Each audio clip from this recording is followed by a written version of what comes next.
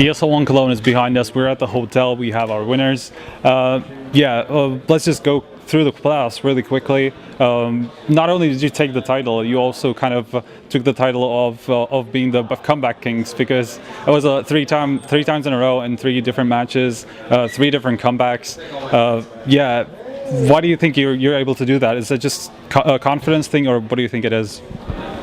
I don't know, experience, calming each other down, and just individual greatness, I guess. Like, we just took a time out, told everyone to calm down, play a bit different, and then we just were all over people. Is it also because that you've been together for so long? We've been together for almost exactly a year, actually, in this lineup. So does that also play a part in why you're so calm in the game, no matter what happens? Yeah, we've gone through a lot together, so we know that we can do everything we have done so far. Like, nothing is impossible for us in CS, I guess. So I just think we trust each other so and much. Ourselves. Yeah, and ourselves. Yeah, it's definitely important. Vugo, I guess it's better to ask you. How did you feel about the veto coming out from the grand final?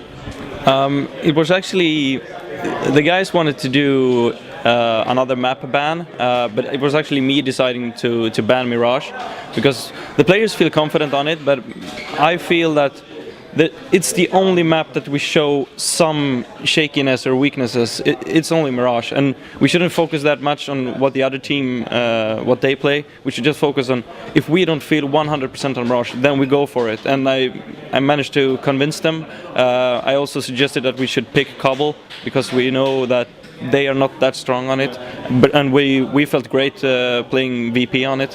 So the veto process went really fine for us, I think. No surprise actually at all. Yeah, that's kind of what everyone kind of agreed with, that Dust 2 was kind of 50-50, and then Cobble was going to go your way, and then Inferno. But yeah, you managed to come back on Dust 2. Did you feel like you had the game in the bag at that point? Oh, anyone really? I mean, we never thought that we could do that comeback on us. So, well, obviously, we know that we can achieve anything, especially now. No, but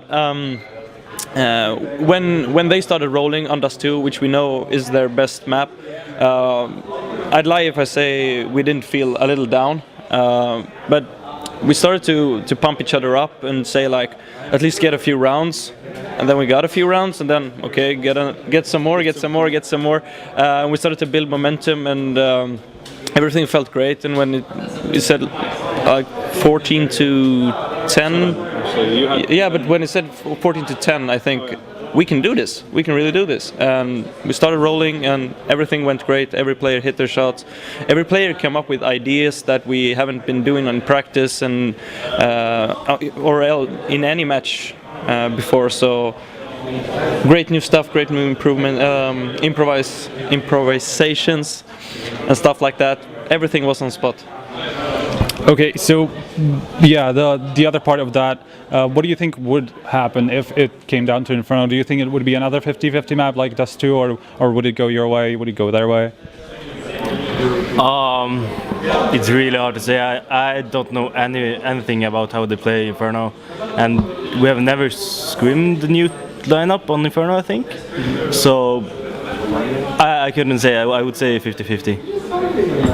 All right. So, well, what's next for you guys now? Well, you obviously have Dubai in front of you. You have a few more tournaments. What are you going to do in the next, I don't know, 2 weeks? I don't know. We have the PGL online group phase next weekend. So this week we just take all days off, because I think the guys deserve it, and then we're gonna play the online stage for PGL, and then maybe some practice the week. So we have some practice before Dubai, I guess. All right. Going back to the event a little bit, because ESL kind of had a special treatment for you guys. You had the booths. I noticed there was a massage room or something like that next to the booths. So yeah, there was a lot of special treatment coming out from ESL. How did you personally, as a player, enjoy the treatment? Of course, I appreciate it a lot. Like being treated like a celebrity, I guess. It felt great. Like never had this experience before. We missed ice creams though. We wanted ice creams in the lounge. Ice creams for next time, ESL. You know that? Anyway, yeah, lastly, I know you can't really go into too much detail, but the people actually want to know the new testings, the new rule about testing, direct testing, really after the Adderall drama, I guess. Have you guys been tested at some point during the tournament? I know that they randomly tested one player from each team after each game, and of course we were tested, but I can't say what happens because of an NDA. But I don't think we will get any prize money cut, so I don't know about the other teams. All right, so that was pretty much it, guys. Thank you for the interview. We had to do it at the hotel, unfortunately, but yeah, thank you for that. Do you have any last words, shout-outs, guys? Shout out to all the fans who didn't boo us. Both of you.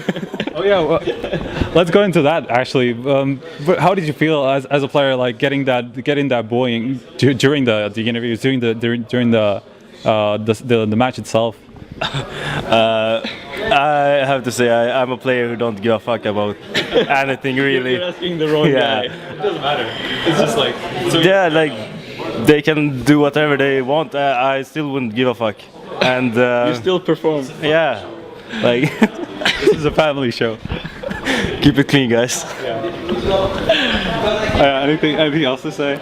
No, I mean some players are affected more than others, but I think when we start playing, we just focus on the game, and it doesn't matter if they cheer for us or boo for us. We're so focused on the game that we let everything go. So Flusha doesn't give a fuck, but yeah. What about the other players? I noticed. I think Olaf was kind of affected by it because he was the one doing the interview, so he probably got the worst part of it. So were there any other players that did care? Well, as I said, some of the players care more than the others. I think Olaf and JW is the guys that, well, they don't want to be booed. Obviously, no one does, but I mean, Flusha doesn't care at all. But it doesn't affect our game at all. But it's harsh that some fans boo. So do you think it is something that shouldn't be in esports, since we kind of we are kind of used to it in other sports? It's kind of a common thing. So what do you think is the future for esports in this kind of way? I think the future for esports, as well as any sport, is just to respect every team, every player, every manager or like admin or whatever. Everyone should have equal respect. It's simple as that. All right, so back to the shoutouts, guys. Anything? Monster, Avast, BenQ, Steel Series, yeah, and DXC. What he's saying. Perfect. We love you guys. All right, so that was the winning interview from ESL One Cologne. Stick to hltv.org for more coverage from the event, as we're going to close it out. Thank you, guys.